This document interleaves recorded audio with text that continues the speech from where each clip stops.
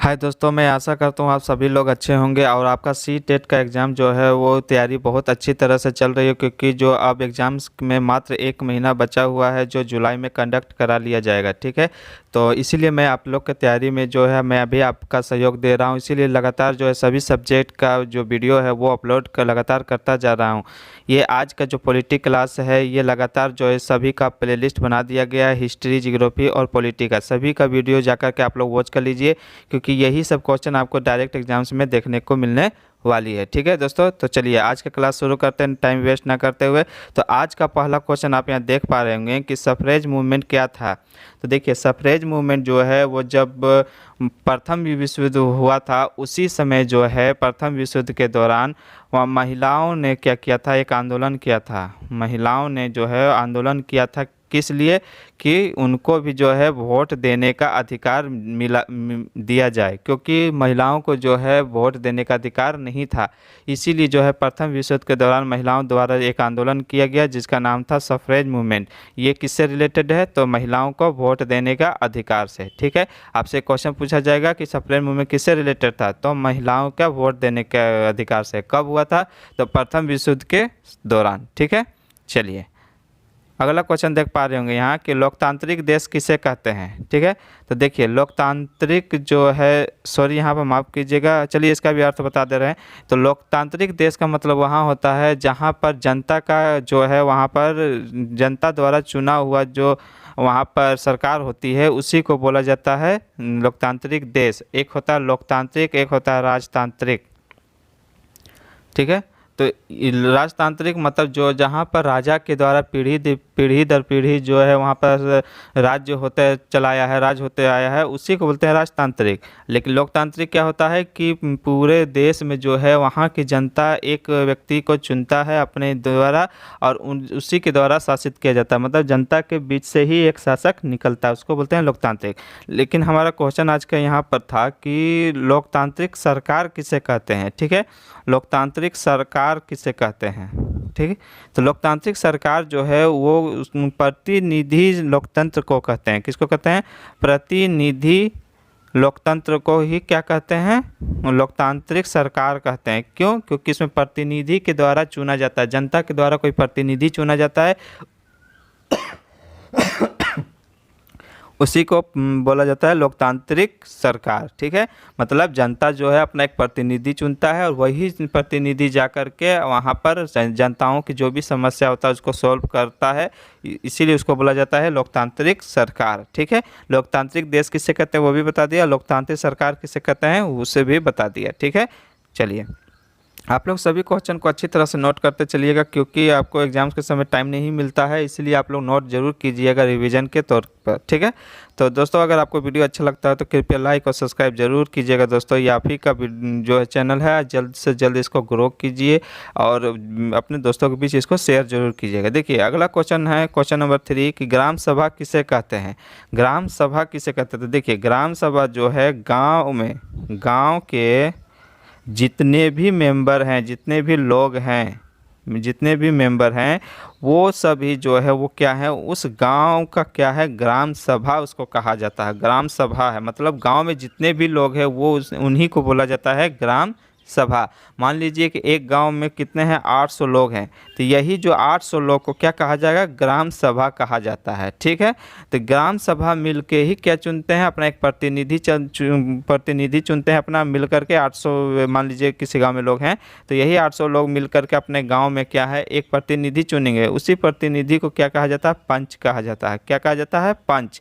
क्योंकि गांव जो है, गांव वो पूरा क्या चीज़ में बटा हुआ रहता है, वार्ड में बटा हुआ रहता है। ठीक, और उसी के वार्ड में जो मेंबर चुना होता है उसी को बोलते हैं पंच। और यही सब पंच मिल करके जब आप एक चुनते हैं पंच, उसको बोलते हैं सरपंच। क्या बोलते हैं, सरपंच कहा जाता है उसी को। ठीक है, या मुखिया कहते हैं इसी को, इसे बोलते हैं मुखिया का चुनाव। तो मुखिया का चुनाव नहीं, उसका होता है सरपंच का चुनाव। ठीक है, तो ग्राम सभा की क्या किसे कहते हैं, उस गांव के पूरे मेंबर को ही क्या कहते हैं, ग्राम सभा कहते हैं। ठीक है, चलिए अगला क्वेश्चन देख पा रहे होंगे, पटवारी का क्या अर्थ होता है। पटवारी का क्या कार्य है। ठीक है, तो पटवारी का देखिए कार्य होता है कि मान लीजिए कोई एक ज़मीन है आपके पास, उस ज़मीन का लेखा जोखा करना और उसका नाप करना। ठीक है, कि वो कितना बड़ा है कितना छोटा, किसका क्या हिस्सा है, उसका जानकारी जो है रखना, उसी का काम होता है। किसका काम होता है, पटवारी का काम होता है। पटवारी के पास एक लोहे का जंजीर होता है, उसी से वो सारा कार्य वो करता है। ठीक है, जरीब उसको कहते हैं। ठीक, ये क्वेश्चन इंपॉर्टेंट है। पटवारी का कार्य क्या है, जमीन का लेखा जोखा रखना और उसका नाप करना, ये सब काम है पटवारी का। अब इसी में क्वेश्चन है कि पटवारी को और किस नाम से जाना जाता है, तो पटवारी को ही बोला जाता है लेखपाल। लेखपाल का निकलता ना वैकेंसी, वही पटवारी का। लेखपाल, ग्राम अधिकारी, इसी को बोला जाता है ग्राम अधिकारी। ठीक है, तो पटवारी को ही क्या बोलते हैं, लेखपाल, और ग्राम अधिकारी भी बोलते हैं पटवारी को ही। पटवारी का काम क्या होता है, जमीन का लेख जोख रखना और उसका नाप करना। ठीक है, पटवारी का यही कार्य होता है। चलिए अगला देखिए, यहाँ पर क्वेश्चन देख पा रहे होंगे कि राज्य का पहला व्यक्ति कौन होता है। ठीक, एक होता है देश, पूरा कंट्री है, जैसे मान लीजिए कि ये भारत है, तो भारत का पहला जो व्यक्ति किसको कहा जाता है, पहला व्यक्ति कहा जाता है किसको, प्रेसिडेंट को। प्रेसिडेंट यानी राष्ट्रपति को। ठीक है, तो राष्ट्रपति को ही क्या कहा जाता है, पहला व्यक्ति कहा जाता है पूरे देश में। लेकिन हमसे यहाँ क्या पूछा, राज्य का। कोई एक पार्टिकुलर राज्य जैसे कि दिल्ली है, तो दिल्ली में जो है पहला व्यक्ति किसको बोला जाता है, तो वहाँ के गवर्नर को जो है वो कहा जाता है क्या, पहला व्यक्ति। मतलब कोई भी राज्य का पहला व्यक्ति कौन होता है, गवर्नर मीन्स राज्यपाल को। राज्यपाल जो होता है वो पहला व्यक्ति होता है, और राज्यपाल को जो है क्षमा दान देने का भी अधिकार होता है, और राष्ट्रपति को भी जो है क्षमा दान देने का अधिकार होता है। और ये राज्यपाल किसके सहारे पर मनोनीत किया जाता है, उनको सेलेक्ट किया जाता है, तो केंद्र के सहारे। केंद्र जिसको जहाँ भेजता है वही जो है राष्ट्रपति के द्वारा उनको वहाँ भेजा जाता है कोई भी राज्य में। और एक ही व्यक्ति दो या दो से ज़्यादा राज्यों में जो है वो राज्यपाल बन सकता है। ठीक है, तो हमारा क्वेश्चन था राज्य का पहला व्यक्ति कौन है, तो राज्य का पहला व्यक्ति होता है राज्यपाल। ठीक है, और देश का कौन होता है, राष्ट्रपति। चलिए अगला क्वेश्चन देख पा रहे होंगे, क्वेश्चन नंबर 6 है कि बेटी बचाओ बेटी पढ़ाओ कब लागू हुआ था। तो देखिए बेटी बचाओ बेटी पढ़ाओ जो है वो लागू हुआ था 2014 में। ठीक है, ये बेटी बचाओ बेटी पढ़ाओ जो है लागू यहीं से 2014 में लागू किया गया था। इसी में एक क्वेश्चन है कि महिला दिवस कब मनाया जाता है। महिला दिवस कब मनाया जाता है, क्योंकि ये क्वेश्चन में आती है इसलिए मैं इसको ऐड किया हूँ। तो महिला दिवस जो है तो ये इसको बोलते 8 मार्च को जो है महिला दिवस मनाया जाता है। और बेटी बचाओ बेटी पढ़ाओ कब से लागू हुआ है, तो 2014 में। ठीक है, 2014 से जो है ये लागू हुआ है, और महिला दिवस कब मनाया जाता है, 8 मार्च को। ठीक है दोस्तों, चलिए अगला क्वेश्चन देख पा रहे होंगे, क्वेश्चन नंबर 7 है। ये सेंसस का क्वेश्चन है, यहाँ पर देख पा रहे होंगे, क्योंकि सेंसस से क्वेश्चन आपको 1 या 2 जरूर देखने को मिलने वाली है। तो 2014 के जनगणना के अनुसार महिलाओं की संख्या कितने प्रतिशत थी महिलाओं के, 2011 में बोल रहा है, क्योंकि अभी तक सेंसस हुआ नहीं है, तो ये पुराना ही रिकॉर्ड से क्वेश्चन आपका आएगा। तो 2011 का सेंसस जो है महिलाओं की संख्या कितनी थी, तो उस समय महिलाओं की संख्या थी 48.5% जो है वो महिलाओं की संख्या थी। इसी में एक और इम्पोर्टेंट क्वेश्चन आता है कि आदिवासी का जनसंख्या कितना परसेंट था उस समय, ये 2011 गणना का सवाल। तो इस समय आदिवासी का जो संख्या है वो कितना है, 8.6% जो है पूरे जनसंख्या का, इतना प्रतिशत जो है आदिवासी जनसंख्या है। ठीक है, तो महिलाओं की जनसंख्या कितनी थी, 48.5% पूरी जनसंख्या में महिलाओं की जनसंख्या, और आदिवासी में पूरी जनसंख्या में आदिवासी की जनसंख्या कितनी है, 8.6%। ठीक है, सेंसस से क्वेश्चन आपको जरूर देखने को यहाँ पर मिलेगी। अगला क्वेश्चन आप देख पा रहे होंगे, मौलिक अधिकार कितने हैं। ठीक है, तो देखिए मौलिक अधिकार जो हैं वो टोटल कितने हैं, 6 हैं। कितने हैं टोटल मौलिक अधिकार, कितने हैं, 6 हैं। ये जो मौलिक अधिकार है वो कहाँ से लिया गया था, ये भी एक क्वेश्चन आता है कि मौलिक अधिकार जो है वो किस देश से लिया गया है।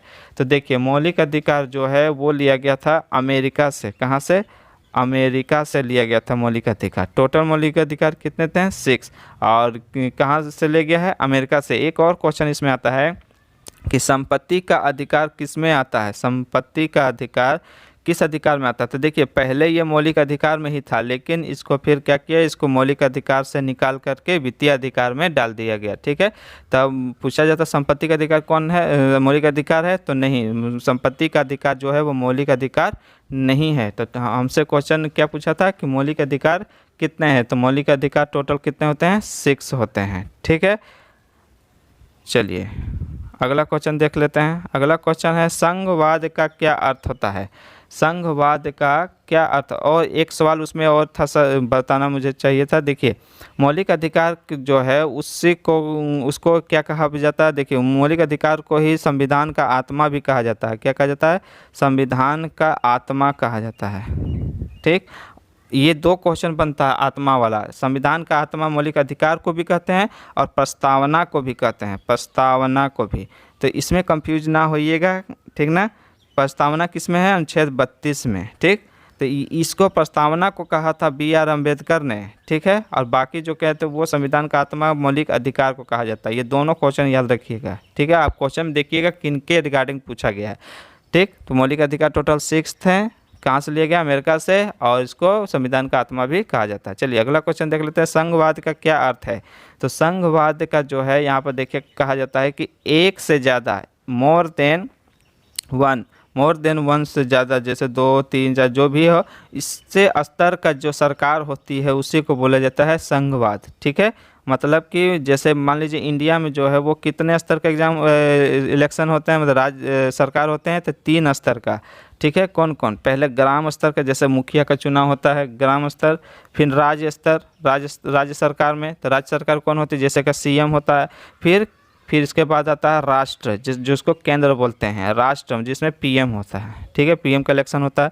तो PM, CM और ग्राम सभा, तो ये 3 स्तर हो गया। ग्राम स्तर जैसे मुखिया का, ग्राम स्तर, राज्य स्तर और राष्ट्र स्तर, ये 3 जो है वो 3 स्तर हुआ था। संघवाद जो किसको कहते हैं? एक से ज़्यादा स्तर वाले सरकार को कहते हैं संघवाद कहते हैं। तो भारत में कितने स्तर के हैं? तो 3 स्तर के, ग्राम, राज्य और राष्ट्र सरकार। ठीक है, चलिए अगला क्वेश्चन देख लीजिए। क्वेश्चन नंबर 10 है कि राज्यसभा में निर्वाचित सदस्यों की संख्या कितनी होती है?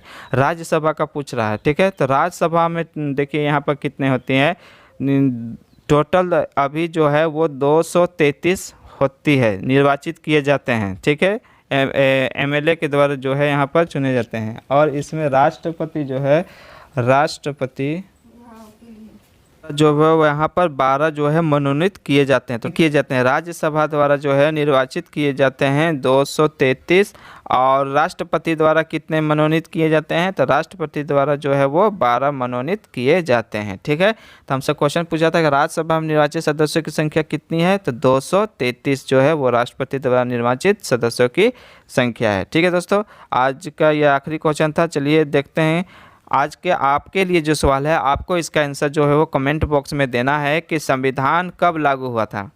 आपका सवाल है कि संविधान कब लागू हुआ था, इसका आंसर आपको जो है वो कमेंट बॉक्स में आपको देना है। जिनका भी आंसर सही होगा मैं उनका आंसर जो है वो पिन कर दूंगा। ठीक है, तो संविधान कब लागू हुआ इसका आंसर आपको कमेंट बॉक्स में ज़रूर देना है। अगर दोस्तों आप लोग यहाँ तक पहुँचे तो कृपया करके प्लीज़ लाइक, शेयर और सब्सक्राइब जरूर से ज़रूर कीजिएगा। ये आप ही का चैनल है। अगर आप इस चैनल को ग्रो करते हैं, लाइक देते हैं, शेयर कर सब्सक्राइब करते हैं, तो मुझे बहुत मोटिवेट मिलेगी, जिससे मैं और भी आगे वीडियो इसके रिगार्डिंग सभी क्वेश्चन लेते आऊँगा एग्जाम्स तक। ठीक है, ताकि आपका एग्जाम जो है एक बार में यहाँ पर क्लियर हो जाए। ठीक है दोस्तों, आज के लिए यहीं तक रखते हैं। चलिए मिलते हैं अगली वीडियो में। तब तक के लिए थैंक यू, धन्यवाद।